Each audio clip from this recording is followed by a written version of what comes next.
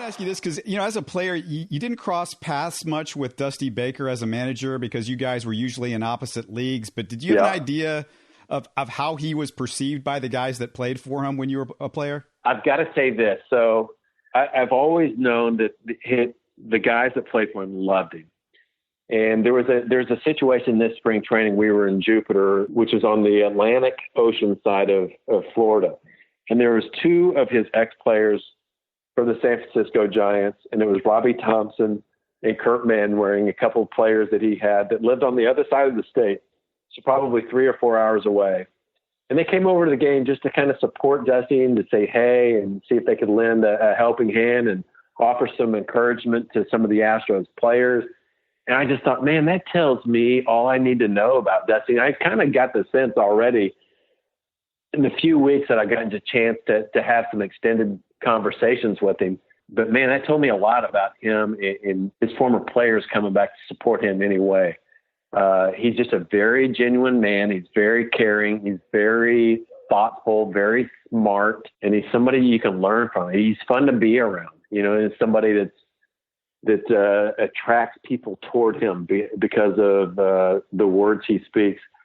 I thought it was great, man. We had him on Ashton Line one night in spring training. I remember one story. I think Hank Aaron, his teammate with the Atlanta Braves, was 16 years or 18 years his senior. And Dusty Baker was a 19-year-old rookie in the big leagues. And, times were different, and racism wasn't pretty in that part of the country for sure. And Hank Aaron told Dusty's mom that I would take care of your son. Don't worry about a thing. I'll take care of him like he's my brother. And I think Dusty's kind of treated people like that ever since then. I mean, I think he's appreciated people that have crossed paths with him throughout his life, and I think he tries to pass it along, and I think he's the perfect guy for this team right now.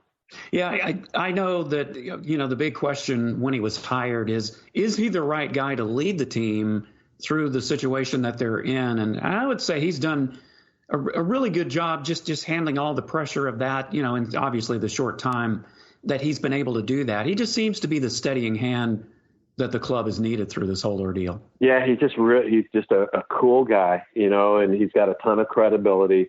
So I think anybody that kind of comes at him really tiptoes, because you don't want to anger him, and not for fear, but just out of respect. And I think he gives this Astros team a little boost of respect when they need it. You're listening to Houston Sports Talk.